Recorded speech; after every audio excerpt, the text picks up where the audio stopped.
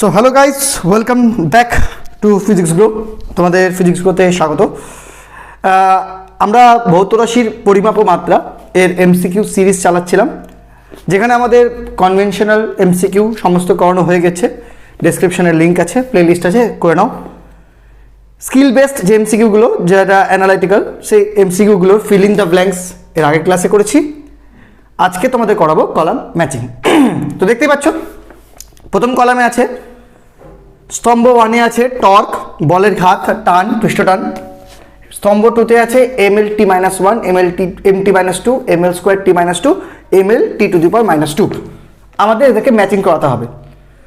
তো যারা প্রত্যেকটা মাত্রা জানো, খুব ইজিলি করতে পারবে। যারা জানো না, তারা একটু মাত্রাটাও শিখে নাও সাথে সাথে, এবং খুব ইজিলি ম্যাচিং করে নাও।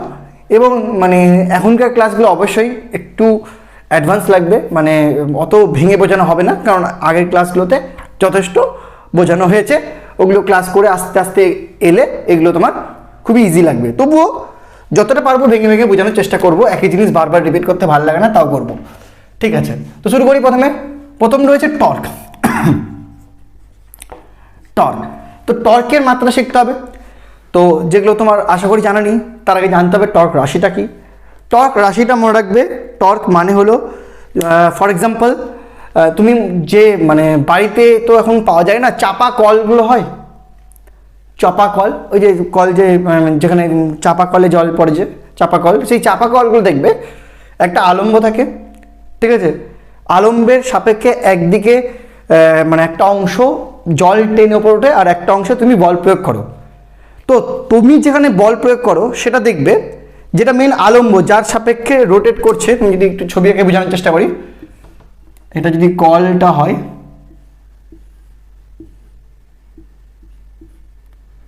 এখানে যদি আলম্ব থাকে,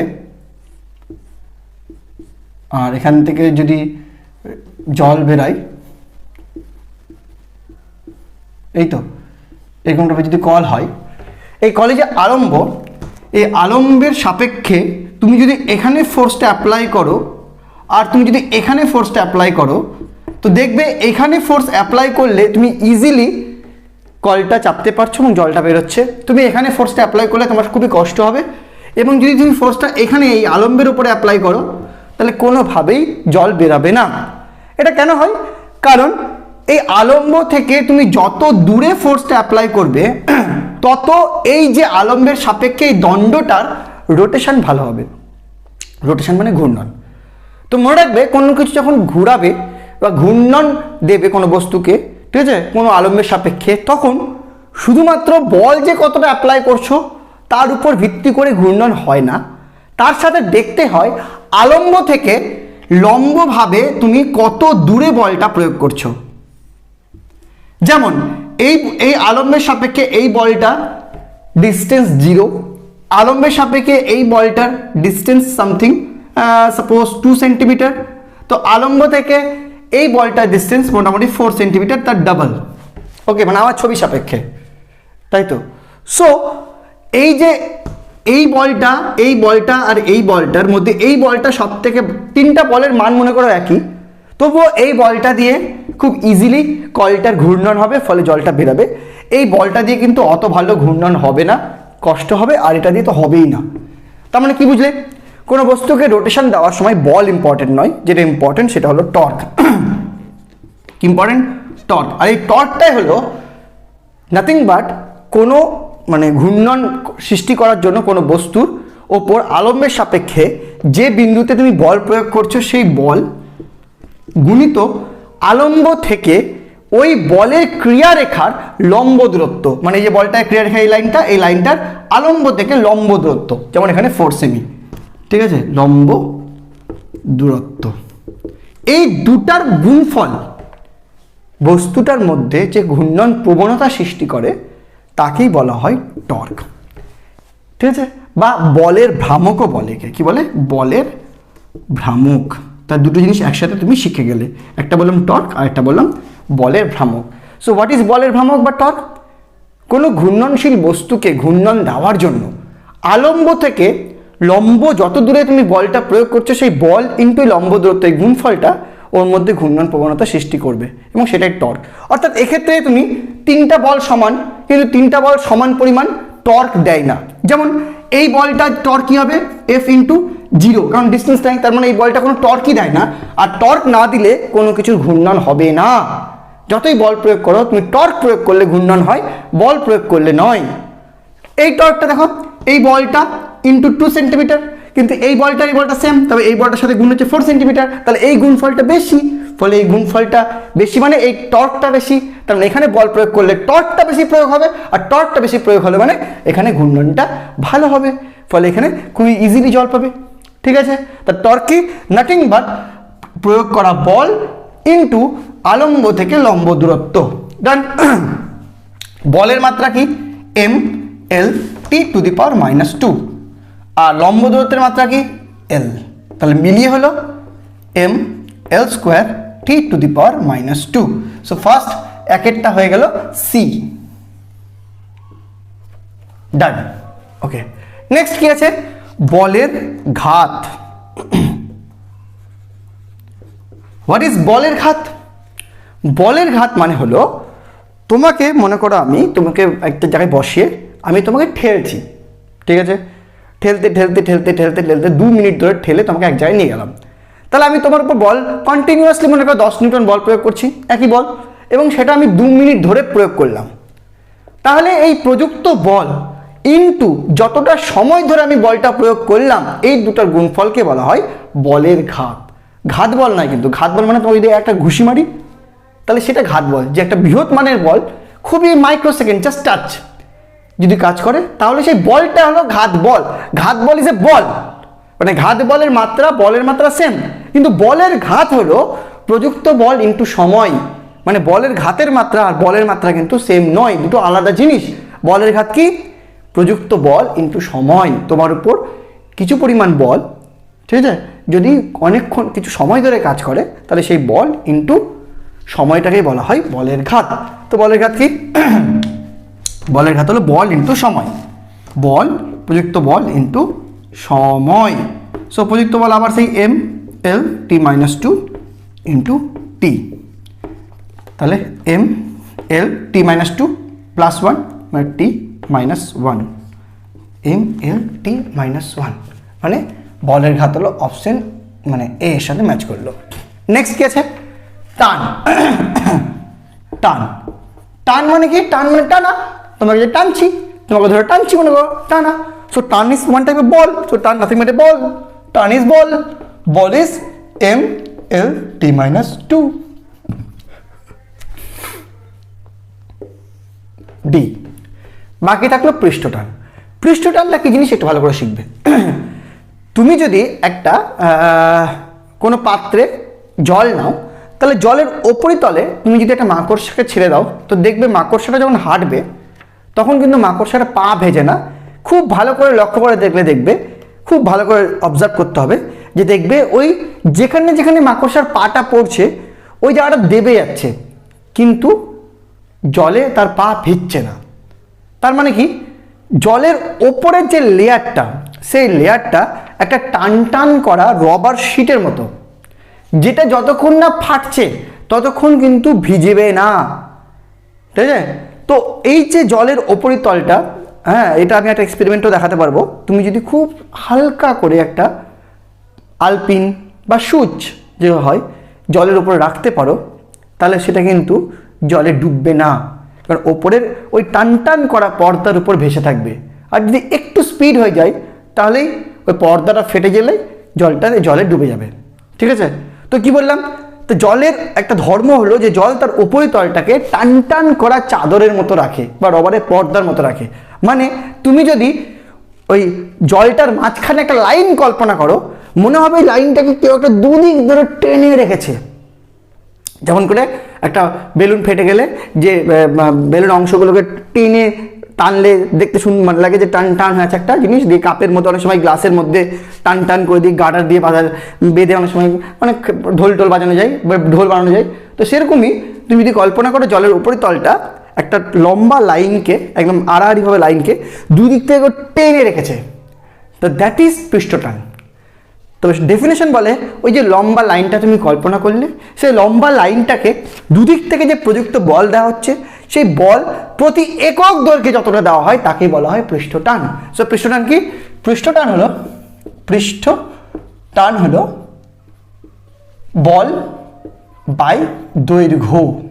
ঠিক আছে, সো এখানে কি হবে? বল কত? বল হলো m(L)(T)-2 ডিভাইডেড বাই L। তাহলে L কেটে গেলে m(T)-2। সো পৃষ্ঠটান হচ্ছে option B. So final option কি হলো? অপশন হলো একেরটা সি। অপশন কি আছে? একেরটা সি এতেও আছে, সিতেও আছে। দুয়েরটা দেখতে হবে, দুয়েরটা এ খালি সিতে আছে। তাহলে তিনেরটা ডি মিলে গেছে, চারেরটা বি। চারেরটা কি? চারেরটা B. Option C is the correct answer. So option C is the correct answer. অপশনটা মিলিয়ে নাও। ঠিক আছে, চলো নেক্সট কোয়েশ্চেন নাম্বার 2। আগেরটা ছিল মাত্রার, এটা হলো তোমার কি বলে এটাকে? এককের। শুরু করি। কি বলছে? 1 নম্বর টর্ক। তো টর্ক মানে আগের বারে শিখলে কি? বল ইন্টু বলের ক্রিয়ারেখার লম্ব দূরত্ব, তাই তো? তাহলে একক দেখো, বলের একক সবাই জানো আশা করি নিউটন এসআই পদ্ধতিতে, আর দূরত্বের এককও আশা করি সবাই জানো মিটার, এইটুকু তো জানো। সো টর্কের একক দেওয়া হলো নিউটন ইন্টু মিটার। 2 নম্বর কি আছে? পীড়ন। এটা একটু শিখবে। পীড়ন মানে মনে রাখবে, স্থিতিস্থাপকতা চ্যাপ্টারে শিখবে, কোনো একটা বস্তুকে তুমি যদি বল প্রয়োগ করো তাহলে কি হবে? বস্তুটার আকার, আকৃতি, দৈর্ঘ্য ইত্যাদি চেঞ্জ হবে, তাই তো? মনে করো গার্ডারকে টানছো এক্সেট্রা, স্প্রিংকে টানছো বা স্প্রিংকে চেপে ছোটো করছো এক্সেট্রা। যাই করো না কেন, কোনো একটা বস্তুকে তুমি যদি বল প্রয়োগ করে তার যদি আকার বা আকৃতি ইত্যাদি মানে চেঞ্জ করার চেষ্টা করো, তাহলে ওই বস্তুটার মধ্যে একটা প্রত্যানায়ক বলের সৃষ্টি হয়। হোয়াট ইজ প্রত্যানায়ক বল? মানে এমন একটা ফিলিং সৃষ্টি হয় বস্তুটার মধ্যে যেটা ওই মানে যে বলটা তুমি প্রয়োগ করেছো তার বিরুদ্ধে সেই বলটার মানে আকার পরিবর্তনের চেষ্টাটাকে বাধা দেয়। এক কথায় মানে ও পরিবর্তন হতে চায় না। যেমন একটা গার্ডারকে তুমি টেনে লম্বা করছো, বাইরে থেকে বল প্রয়োগ করে, কিন্তু গার্ডারটা লম্বা হতে চায় না। তার প্রমাণ কি? যেই তুমি গার্ডারটা ছেড়ে দেবে টাক করে আবার সে আগের আকারে ফিরে আসবে। তো কি করে ফিরে এলো? কে নিয়ে আসলো? বল কই? ওই প্রত্যানায়ক বল ছিল। তুমি যখন বলটা প্রয়োগ করছিলে তখন প্রত্যানায়ক বল সৃষ্টি হচ্ছিল। তুমি যত বল বেশি প্রয়োগ করছো প্রত্যানায়ক বল তত বেশি সৃষ্টি হচ্ছে। যেই তুমি তোমার বলটা ছেড়ে দিলে প্রত্যানায়ক বল একা পড়ে থাকলো, সে কি করলো? তাকে আবার পূর্বের আকারে ফিরিয়ে নিয়ে গেল। বল প্রয়োগ না করলে কোনো বস্তু কিন্তু 1 ইঞ্চিও নড়বে না। তাহলে গার্ডারটা কি করে এখান থেকে ছাড়লাম তো ওখানে থাকলো না কেন? ফিরে গেল কি করে? কে বল প্রয়োগ করলো? ওই যে প্রত্যানায়ক বল। তাহলে কি বললাম? কোনো বস্তুকে তুমি যদি বল প্রয়োগ করে আকার পরিবর্তন করার চেষ্টা করো তাহলে কি হয়? তাহলে ওর ভেতরে এক ধরনের বল সৃষ্টি হয় যেটা সেই আকার পরিবর্তনের চেষ্টাকে বাধা দেয়। তুমি যেই তোমার বাহ্যিক বলটাকে সরিয়ে নেবে, ওই ইন্টারনাল যে প্রত্যানায়ক বল সে কি করবে? তাকে আগের অবস্থায় ফিরিয়ে নিয়ে যাবে। সো ওই যে প্রত্যানায়ক বলটা, সেই প্রত্যানায়ক বল কোনো বস্তুর প্রতি একক ক্ষেত্রফলে যতটা কাজ করে তাকে বলা হয় পীড়ন। তাহলে পীড়ন কি? পীড়ন নাথিং বাট প্রত্যানায়ক বল ডিভাইডেড বাই ক্ষেত্রফল। কারণ প্রতি একক ক্ষেত্রফলে যে প্রত্যানায়ক বলটা সৃষ্টি হয় তাকে পীড়ন বলে, শুধু প্রত্যানায়ক বলটাকে পীড়ন বলে না। ঠিক আছে? আর এই প্রত্যানায়ক বল কিন্তু নিউটনের 3rd ল অনুযায়ী প্রযুক্ত বলের সমান হয়। কার সমান হয়? প্রযুক্ত বল। তো প্রযুক্ত বল বাই ক্ষেত্রফল, দ্যাট ইজ পীড়ন। এবার প্রযুক্ত বল এর একক কি? নিউটন। ক্ষেত্রফল একক কি? Metre square. Newton per metre square বা newton metre to the power -2। খোঁজো। অপশন ডি মিলে গেল। 3 নম্বর লিন তাপ কি জিনিস? এটা আশা করি ক্লাস 7-8 পড়েছো। কোনো একটা বস্তুকে তুমি যদি তাপ দাও তাহলে তার উষ্ণতা বাড়বে। যদি কোনো একটা বস্তু থেকে তাপ টেনে নাও তাহলে তার উষ্ণতা কমবে, মানে এক কথায় গরম হবে, ঠান্ডা হবে। কিন্তু কিছু পজিশন আছে যে পজিশনগুলোতে তাপ দিলেও উষ্ণতা চেঞ্জ হয় না, মানে বাড়ে না। বা তাপ টেনে নিলেও উষ্ণতা কমে না। কি সেই পজিশনগুলো? ফর এক্সাম্পল, তুমি একটা বরফ বের করলে ফ্রিজ থেকে, তার টেম্পারেচার মনে করো -4 বা -5। যখন তুমি রুমের মধ্যে রাখবে, রুমের টেম্পারেচার বরফের থেকে বেশি, তার মানে ওই বরফটা এখন রুম থেকে তাপ নেবে। তার মানে বরফটার মধ্যে কি ঢুকছে? তাপ ঢুকছে। তাহলে বরফের মধ্যে তাপ ঢুকছে মানে বরফের কি উচিত? উষ্ণতা বাড়ানো উচিত। ফলে বরফটা কি করবে? -4 থেকে -3 হবে, এটা কিন্তু বাড়লো। -3 থেকে -2 হবে, -2 থেকে -1 হবে, -1 থেকে -0 হবে। হবে তো হবে না? কেন? কারণ ও পরিবেশ থেকে তাপ পাচ্ছে, কারণ পরিবেশের টেম্পারেচার বরফের টেম্পারেচার থেকে বেশি। কিন্তু যেই বরফটা 0-তে পৌঁছালো, তারপর কি পরিবেশ তাপ দেওয়া বন্ধ করে দিল? তা তো করেনি, কারণ পরিবেশের টেম্পারেচার 30°C, এখন তো আবার 35 হয়ে গেছে, আর বরফের তখন কত? 0। তাহলে কন্টিনিউয়াস পরিবেশ থেকেও তাপ পাচ্ছে, তার মানে তার এবার 0 থেকে 1 হওয়া উচিত। কিন্তু তুমি লক্ষ্য করবে বা থার্মোমিটার নিয়ে যাবে, দেখবে বরফটার টেম্পারেচার 0 থেকে আর বাড়ছে না। কি হচ্ছে? সেই সময় তুমি দেখবে বরফটা গলতে শুরু করেছে, বরফটা গলছে, কিন্তু তার টেম্পারেচার 0 থেকে বাড়ছে না। তার মানে এই সময় তাপটা কি কাজে লাগছে? এই সময় তাপটা বরফটাকে গলাতে কাজে লাগছে। যেহেতু তাপটা বরফকে গলাতে কাজে লাগছে, ফলে ওর টেম্পারেচার বৃদ্ধি করাটা ভুলে গেছে। কিন্তু তাপের প্রধান কাজ কি? টেম্পারেচার বৃদ্ধি করা। কিন্তু এই সময় তাপ কি করছে? বরফকে গলাচ্ছে, ফলে টেম্পারেচার বৃদ্ধি করতে পারছে না। যতক্ষণ না পুরো বরফটা গলে জল হয়ে যাচ্ছে, ততক্ষণ পরিবেশ থেকে পাওয়া যে তাপ, সেই তাপটা কিন্তু টেম্পারেচার বাড়াচ্ছে না। যেই পুরো জল হয়ে গেল, তারপরে সেই জলটা টেম্পারেচার কিন্তু এবার 1, 2, 3 করে বাড়তে শুরু করলো। তার মানে ওইটুকু যে ফেজ, যে সময় বরফটা গলে জল হচ্ছিল, সেই সময় পরিবেশ থেকে পাওয়া তাপ বরফ নিচ্ছিল, মানে বরফ তাপ নিচ্ছিল, তবুও টেম্পারেচার বাড়াচ্ছিল না, অন্য একটা কাজ করছিল। কি কাজ? কি কাজ? কি কাজ? বরফটাকে গলাচ্ছিল। এবার বলো, তুমি জানো তাপের প্রধান কাজ টেম্পারেচার বাড়ানো। আমি যদি বলি তোমার টেম্পারেচার এখন সাপোজ 98 ফারেনহাইট, তোমাকে আমি উনুনে বসিয়ে দিলাম একটা কড়াইয়ের মধ্যে, 2 মিনিট পর এসে দেখলাম তোমার টেম্পারেচার হলো 150 ফারেনহাইট। তো আমি কি বলবো? যে না, তুমি তাপ পেয়েছো। কিন্তু যদি আমি 2 মিনিট পর এসে দেখি যে তোমার টেম্পারেচার 98 ফারেনহাইটই আছে, তাহলে কি আমি বিশ্বাস করব যে তোমার গ্যাসটা জ্বালানো হয়েছিল, তুমি গরম কড়াইয়ের উপর বসছিলা? কি করে বিশ্বাস করব? বিশ্বাস তো করবো না। কেন করবো না? কারণ আমি দেখব তোমার টেম্পারেচার বেড়েছে কিনা। কেন? কারণ আমি জানি তাপের প্রধান কাজ টেম্পারেচার বাড়ানো। তুমি তাপ নিলেই টেম্পারেচার বাড়বে। কিন্তু এই ক্ষেত্রে তো যখন বরফ গলে জল হচ্ছিল, তখন তো টেম্পারেচার বাড়েনি। তাহলে তাহলে তাহলে তাহলে তুমি কি বলবে? যে পরিবেশে বরফটা 0-তে আসার পর বরফটা কি আর তাপ নেওয়া বন্ধ করে দিল? তা তো নয়, তাপ তো নিচ্ছেই, কিন্তু তখন কি করছে? গলাচ্ছে। কিন্তু সেটা তো তাপের প্রধান কাজ নয়। সো এই সময় যে তাপটা ইউজ হচ্ছে, যে তাপটা বরফকে গলাচ্ছে কিন্তু টেম্পারেচার বাড়াচ্ছে না, ওই তাপটাকে বলা হয় লিন তাপ, নর্মাল তাপ না। কি বলা হয়? লিন তাপ। নর্মাল তাপ মানে সেটা টেম্পারেচার বাড়াবে, কিন্তু যে তাপটা টেম্পারেচার বাড়াতে পারছে না, সেই তাপটা কি বলা হয়? লিন তাপ। এত জেনে লাভ নেই, পরে তো আবার জানবি। মেন কথা হলো লিন তাপ নাথিং বাট এ তাপ। লিন তাপ নাথিং বাট এ তাপ। তাহলে তাপের একক কি হয়? তাপের একক হয় ক্যালোরি। কিন্তু এখানে ক্যালোরি তো দেওয়া নেই, অন্যভাবে ভাবতে হবে। তাপের একক কি? ক্যালোরি। মানে লিন তাপ ইজ নাথিং বাট এ তাপ। ঠিক আছে? লিন তাপ ইজ নাথিং বাট এ তাপ।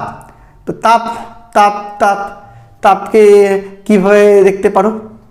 তাপকে তুমি দেখতে পারো এইভাবে, যে এককের সাথে মিলিয়ে, যে মানে অ্যাকচুয়ালি তাপ ঠিক আছে, কিন্তু লিন তাপের আবার একটা যদি পারফেক্ট ডেফিনেশনে যাও, মানে পারফেক্ট ডেফিনেশন যদি যাও, তখন বলে তাপ ঠিক আছে, কিন্তু ডেফিনেশনটা এরকম যে 1 গ্রাম বিশুদ্ধ বরফকে 1 গ্রাম বিশুদ্ধ বরফকে 1 গ্রাম জলে পরিণত করতে যে তাপ লাগে তাকে বলা হয় বরফ গলনের লিন তাপ।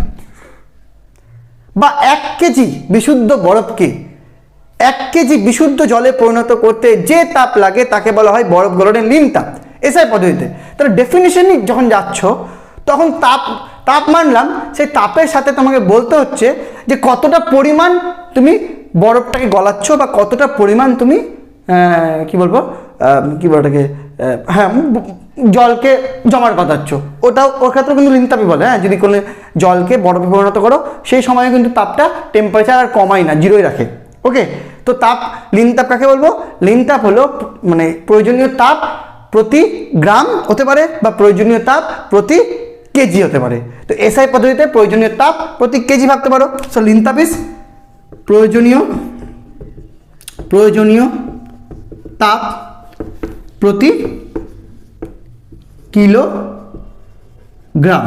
ঠিক আছে, তাহলে প্রয়োজনীয় তাপ মানে তাপের একক এসআই জুল হয় সবাই জানো, আর প্রতি কিলোগ্রাম মানে পার কেজি, অর্থাৎ joule KG inverse. So option B. বাকি থাকলো ক্ষমতা। ক্ষমতা কি জানো তোমরা কি জিনিস? ক্ষমতা মানে কার্য বাই সময়, একক সময়ে তুমি যতটা কার্য করতে পারবে তাকেই বলা হয় ক্ষমতা। কার্য বাই সময়। তো কার্যের একক, কার্য মানে আবার কার্যের একক জুল হতে পারো, কিন্তু এখানে জুল দেওয়া নাই, তাহলে ভেঙে লেখো। কার্য মানে বল ইন্টু সরণ বাই সময়। এবার পেয়ে যাচ্ছ বল মানে নিউটন, সরণ মানে মিটার, আর সময় মানে second inverse. So option A হয়ে গেল। সো কোন অপশনের সাথে মিলল? একেরটা সি তো, হ্যাঁ একেরটা সি এ আর বি দুটোর সাথে মিলছে। দুয়েরটা ডি অপশন বি এর সাথে মিলল। So option B is the correct answer. Next 3 নম্বরে আছে বিভিন্ন বিষয় মাপার জন্য বিভিন্ন যন্ত্রের নাম। ঠিক আছে, সেই যন্ত্রগুলো তোমার এটা জ্ঞানমূলকভাবে মনে রাখতে হবে, আস্তে আস্তে ধীরে ধীরে শিখবে। স্লাইড ক্যালিপার্স আর স্ক্রুগেজ সম্বন্ধে তোমাদের আমি বলেছি। স্লাইড ক্যালিপার্স আর স্ক্রুগেজ খুবই মানে মেজারমেন্ট, দৈর্ঘ্য খুবই পাতলা দৈর্ঘ্য মেজারমেন্ট করতে কাজে লাগে। স্ক্রুগেজ যেমন মাথার চুল মেজারমেন্ট করতে, মানে খুবই পাতলা জিনিস মেজারমেন্ট করতে স্ক্রুগেজ কাজে লাগে। স্লাইড ক্যালিপার্স মনে করো তোমার নাকের ব্যাস, নাকটা কত লম্বা সেটা মাপার সময় এক্স্যাক্টলি ভ্যালু নিব, মানে একটু বড় জিনিস তোমার স্লাইড ক্যালিপার্স দিয়ে মাপতে গেলে ওই মিলিমিটারের পরে যে বাকিটা সেটাও ভুল হয় না। আর স্ক্রুগেজ দিয়ে কিন্তু খুবই পাতলা জিনিস মাপা হয়। ঠিক আছে, স্পেরোমিটারটা তোমাদের আশা করি 11-এ এখন এক্সপেরিমেন্টে চলে এসছে। স্পেরোমিটার দিয়ে তোমার যে কোনো ব্যাস মাপা হয়। ঠিক আছে, আচ্ছা, আর থাকবে সোনার তো সমুদ্রের গভীরতা মাপা হয়। আশা করি সবই বলে ফেললাম, এবার শুধু মিলিয়ে নিই। বৃত্তাকার বস্তুর বেদ, এটা মাপার জন্য ইউজ করা হয় স্পেরোমিটার। ঠিক আছে, গলীয় তলের বক্রতা ব্যাসার্ধ মানে মোটামুটি ব্যাস মাপতে গেলে তার ব্যাসার্ধ মাপতে পারবে। তো কোনো কিছু ব্যাস মাপা মানে একটা চওড়া জিনিস মাপা, মানে ঠিকঠাক মাপার জন্য ইউজ করা হয় স্লাইড ক্যালিপার্স। সমুদ্রের গভীরতা মাপার জন্য ইউজ করা হয় সোনার। আর সরু তার বা চুল এগুলো মাপার জন্য ইউজ করা হয় স্ক্রুগেজ। সো কি দাঁড়ালো? অপশনের সাথে মিলিয়ে নিন। একেরটা হলো ডি হলো অপশন ডিতে আছে। So option D is the correct answer. Next এটাও খুবই জ্ঞানমূলক, জেনে নাও এবং মুখস্থ রাখবে। সেটা 10⁻⁴ কতকে মানে মাইনাস কতকে কি বলে? আমি দৈর্ঘ্যের একক দিয়ে বুঝাই। 10⁻⁻6কে বলা হয় মাইক্রোমিটার। আশা করি তোমরা জানো, যদি মিটারকে মিলিমিটার মাইক্রোমিটারে যেতে হয়, মাইক্রোতে যেতে গেলে সেটা 10⁻⁻6 হয়। 10⁻⁹কে বলা হয় ন্যানো। আরেকটা হয় 10⁻⁻10, সেটাকে বলা হয় অ্যাংস্ট্রম, সেটা এখানে নাই। ওটা শুধু পার্টিকুলার মিটারের ক্ষেত্রে ইউজ, মানে দৈর্ঘ্যের এককের ক্ষেত্রে ইউজ হয়। আর এটা সব কিছু ইউজ করতে পারো। হ্যাঁ, মানে মাইক্রো ফ্যারাড হয় তোমার ক্যাপাসিটেন্স মাপার ক্ষেত্রে, দৈর্ঘ্য মাপার ক্ষেত্রে মাইক্রোমিটার, মাইক্রোসেকেন্ড, মাইক্রো জিনিসটা সব জায়গায় ইউজ করা যায়। তখন মাইক্রো মানেই 10⁻⁻6, আর 10⁻⁹ মানে ন্যানো। ঠিক আছে, 10⁻12 এটা মানে হলো পিকো, এটা সোজা আছে। আর 10⁻⁻15 মানে হলো ফেমটো। এগুলো একটু মনে রাখবে। মিটার দিয়ে বলতে গেলে মনে রাখবে 1 ফেমটোমিটার মানে 10⁻⁻15 মিটার, 1 মাইক্রোমিটার মানে 10⁻⁻6 মিটার, 1 পিকোমিটার মানে 10⁻⁻12 মিটার, আর 1 ন্যানোমিটার মানে 10⁻⁹ মিটার। ওকে, চলো নেক্সট। অপশনটা বলে দিই। এটার অপশন দাঁড়ালো একেরটা বি অপশন এ। নেক্সট 5 নম্বর সার্থক অঙ্ক সংখ্যা। অনেকবার বলেছি, আবার বলছি, কোনো সংখ্যার আগের জিরোগুলো মানে যদি যতগুলো জিরো আগে থাকবে তারপরে সংখ্যাটা শুরু হচ্ছে, সেই জিরোগুলো কাউন্ট করা যাবে না। মাঝখানের জিরো বা শেষের জিরোগুলো কাউন্ট করতে হবে, 10 টু দি পাওয়ারগুলো কাউন্ট করতে হবে না। ডান। চলো, প্রথমটা আছে 2.003, আগেও জিরো নাই, লাস্টেও জিরো নাই। লাস্টের জিরো তো ম্যাটার করে না, আগের জিরো নাই, অর্থাৎ মাঝখানে দুটো জিরো কিন্তু কাউন্টেড। তাহলে 1 2 3 4, তাহলে 4টা, অপশন ডি। এটা দেখো সব আগের জিরো, এই জিরো আগে, এটাও জিরো, এটাও জিরো, এখনো সংখ্যা শুরু হয়নি, একদম লাস্টে গিয়ে সংখ্যা শুরু হচ্ছে, মানে সার্থক সংখ্যা একটাই। So option C. এটারও আগে জিরো নাই, লাস্টেও জিরো নাই, লাস্টে জিরো ডাজন্ট ম্যাটার যদিও, তার মানে এটা সবটাই গুনতে হবে, সব জিরোই। তাহলে 1 2 3 4 5, অপশন বি। এটা জিরো বাদ, এটা জিরো বাদ, এটা জিরো বাদ, এগুলো আগের জিরো, বাট পরেরগুলো কাউন্ট হবে 2 আর 0, এই দুটো কাউন্ট হবে, তাহলে 2 এ। সো অপশন কি দাঁড়ালো? অপশন দাঁড়ালো একেরটা ডি, একেরটা ডি, একেরটা ডি, সি বা ডি এর মধ্যে দুয়েরটা সি, দুয়েরটা সি, দুয়েরটা সি, অপশন ডি তে আছে। So option D is the correct answer. Next, last but obviously not least, দুটো এখানে রাশি আছে কলামে, কোন রাশির মাত্রা আর কোন রাশির মাত্রা ম্যাচ করবে তাদেরকে ম্যাচ করাতে হবে। তো শুরু করছি, তাহলে আমাকে প্রত্যেকটাই দেখতে হবে। এখানে প্রথমে দেখি বল ধ্রুবক, প্রত্যেকের মাত্রা বের করতে হবে, তারপরে ম্যাচ করতে পারবো। বল ধ্রুবক, বল ধ্রুবককে লেখা হয় কে দিয়ে। এই রাশিটা কখন আসে? এই রাশিটা আসে যখন স্প্রিংয়ের ক্ষেত্রে, মনে করো একটা স্প্রিংকে, ওই যে বললাম না, একটা স্প্রিংকে মনে করো বল প্রয়োগ করলাম, তাহলে বল প্রয়োগ করলে কী হবে? তার দৈর্ঘ্য বাড়বে, আর দৈর্ঘ্য যখন বাড়বে তখন ভেতর দিকে কী কাজ করবে? প্রত্যানয়ক বল। এবার যত বেশি বল প্রয়োগ করবে প্রত্যানয়ক বলও তত বেশি তৈরি হবে। আবার যত বেশি প্রত্যানয়ক বল তৈরি হচ্ছে মানে তত বেশি তুমি বল প্রয়োগ করেছো, আবার যত বেশি বল প্রয়োগ করেছো মানে তার দৈর্ঘ্যটা তত বেশি বাড়াতে চাইছো, তাই তো? তাহলে দৈর্ঘ্য বৃদ্ধি আর বল এই দুটো কিন্তু একে অপরের সমানুপাতিক। তাহলে এখান থেকে একটা জিনিস করা যায় যে আমরা জানি এফ প্রযুক্ত বল সমানুপাতিক এক্স হয়, মানে দৈর্ঘ্য বৃদ্ধি হয়, বা প্রত্যানয়ক বল যদি বলো যেটা ভেতর দিকে কাজ করেছে সেটা সমানুপাতিক হয় মাইনাস এক্স। মাইনাস বোঝাচ্ছে যে প্রত্যানয়ক বলটা কোন দিক কাজ করে? যেদিকে দৈর্ঘ্য বৃদ্ধি হচ্ছে তার উল্টো দিকে। সো এখান থেকে যে ধ্রুবকটা আসে সেটাকে বলা হয় এফ ইজিক্যাল টু কে এক্স। তুমি সবাই জানো যে সমানুপাতিক থাকলে তার একটা ধ্রুবক আসে, এই ধ্রুবকটার নামই বল ধ্রুবক। তুমি এখানেও করতে পারো, doesn't matter. F is equal to minus K X, তোমার যেটা বের করতে হবে সেটা কে, সে কেটা হলো nothing but F by X. Negative দেওয়া তোমার মাত্রার সাথে তো ইম্পর্টেন্ট না, ওটা জাস্ট নেগেটিভ বোঝাচ্ছে যে প্রত্যানয়ক বলটা আর দৈর্ঘ্য বৃদ্ধিটা একে অপরের অপোজিট। তো মেন তোমার মাত্রা কে এর মাত্রা মানে বলের মাত্রা বা দৈর্ঘ্যের মাত্রা। সো কে এর যদি মাত্রা বলো, মাত্রা যদি বলো তাহলে সেটা হবে বলের মাত্রা মানে M L T minus 2 divided by দৈর্ঘ্যের মাত্রা এল। তাহলে এল এল কেটে গেল, যেটা দাঁড়ালো এম টি মাইনাস 2, একবারে করে দিচ্ছি। এটাই হলো পৃষ্ঠটানের মাত্রা। একটু আগের পৃষ্ঠায় যাও, পেয়ে যাবা। পৃষ্ঠটানের মাত্রাও ছিল এম টি মাইনাস 2। সো একটা হয়ে গেল, বল ধ্রুবকটা হবে নাথিং বাট ডি। নেক্সট কি আছে? কৌণিক বেগ। কৌণিক বেগ, কৌণিক বেগ মানে ওমেগা দিয়ে লেখা হয়, এটা একটু মনে রাখবে। কৌণিক বেগ, কৌণিক বেগ মানে ওমেগা, মানে কৌণিক বেগ মানে একক সময়ে কোনো একটা মানে বস্তু ঘূর্ণন পথে যতটা কোণ করে তাকে বলা হয় কৌণিক বেগ। এটা একটু আর ভেঙে বলছি না, এটা একটু মনে রাখবে। যখন তোমরা একটু পড়বে বৃত্তীয় গতি তখন জানতে পারবে এই কৌণিক বেগ আর রৈখিক বেগের মধ্যে একটা সম্পর্ক আছে। সেটা কি? রৈখিক বেগ যেটা হয়, রৈখিক বেগ যেটা হয় সেটা যদি ভি দিয়ে লেখা হয় তাহলে ভি ইজুকাল টু হয় ওমেগা ইন্টু আর। আর মানে ব্যাসার্ধ, ইন্টু মানে ডট দিয়ে বলছি, যদি ভাবো ভেক্টরের কথা চলে আসে, ভেক্টর না, ওমেগা ইন্টু আর। তাহলে এখান থেকে কৌণিক বেগ ওমেগা ইকুয়াল হবে নাথিং বাট ভি বাই আর। ঠিক আছে? ভি মানে তোমার বেগ, তাহলে বেগ, আর আর মানে ব্যাসার্ধ, যেটাকে দৈর্ঘ্য হিসাবে বলতে পারো। তাহলে ওমেগা হবে বেগ বাই দৈর্ঘ্য, তাহলে মাত্রা হবে বেগের মাত্রা এল টি মাইনাস 1 আর দৈর্ঘ্যের মাত্রা এল। কাটাকাটি করলে এল এল কেটে গেল, শুধু টি মাইনাস 1 আবার তুমি যদি গতিবেগের নতি দেখো, গতিবেগের নতিটাও আমরা কিন্তু জাস্ট আগের ক্লাসেই ভালো করে বুঝিয়েছি।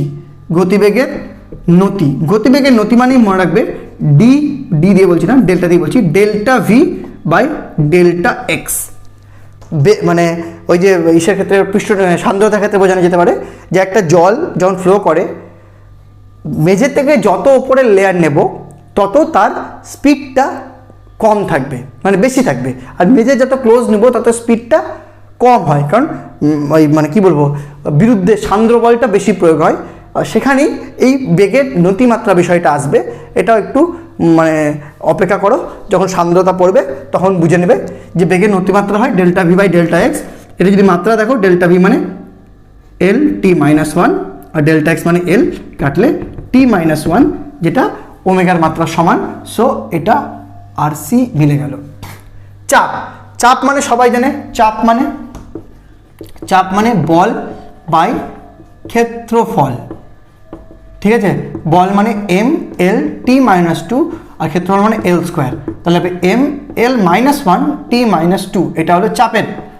আচ্ছা, শক্তি ঘনত্ব যদি দেখো তুমি, শক্তি ঘনত্ব এটা তুমি যদি লক্ষ্য করো তো দেখবে শক্তি ঘনত্ব এনি ঘনত্ব মানে এনি ডিভাইডেড বাই ভলিউম। তো শক্তি ঘনত্ব মানে কি? শক্তি ডিভাইডেড বাই ভলিউম, তাহলে শক্তি বাই আয়তন। তাহলে মাত্রা করো, শক্তি মানে কার্য মানে M L square T minus two, কার্য মানে তাই তো, কার্য মানে বল ইন্টু সরণ মানে M L square T minus two by L cube. এটা করলে যেটা হবে সেটা হবে M L minus one T minus two, যেটা চাপের সাথে সমান। সো তিনেরটা হয়ে গেল এ, বাকি থাকলো 4 বলের ঘাত, যেটা অবশ্যই বি এর সাথে হবে। একবার দেখিয়ে দিই বলের ঘাত কোথায় দেখাই, জায়গা দিতে পারছি না, এখানে করে দিই।